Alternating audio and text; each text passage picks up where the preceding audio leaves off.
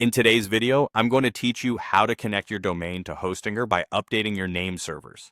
Whether you're looking to transfer your website or simply point your domain to Hostinger servers for better management, this process is straightforward and will help you integrate your web assets seamlessly. Let's start by finding your Hostinger name servers. First, log into your Hostinger account.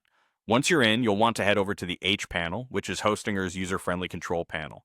It's an essential tool that makes managing your domains a breeze. Look for the domain section. This is where you'll find all the domains associated with your account. Within this section, click on Domain Portfolio. This will display a list of domains you own.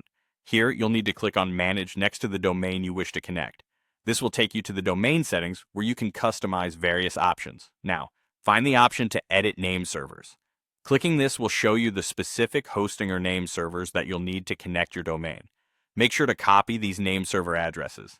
Keep in mind that these are unique to your account and necessary for the next step. Now let's update the name servers at your domain provider. To do this, log into the account where you initially purchased your domain. Every domain provider has a slightly different interface, but you should generally look for something like DNS settings or name server settings. This is where you can update your server details. With the hosting or name servers in hand, find the existing name servers listed on your domain provider's account. They might be set to default or another third-party service. Replace these with the name servers you copied earlier from Hostinger. It's important that these replace all the existing entries to ensure your domain points correctly to Hostinger. Once you've made these changes, be sure to save your updates before leaving the settings page. This entire process helps ensure that all traffic to your domain is now routed through Hostinger. It can take some time, usually a few hours to 48 hours, for these changes to fully propagate across the internet. During this period, it might be normal to see some inconsistencies while your domain settles into its new settings with Hostinger.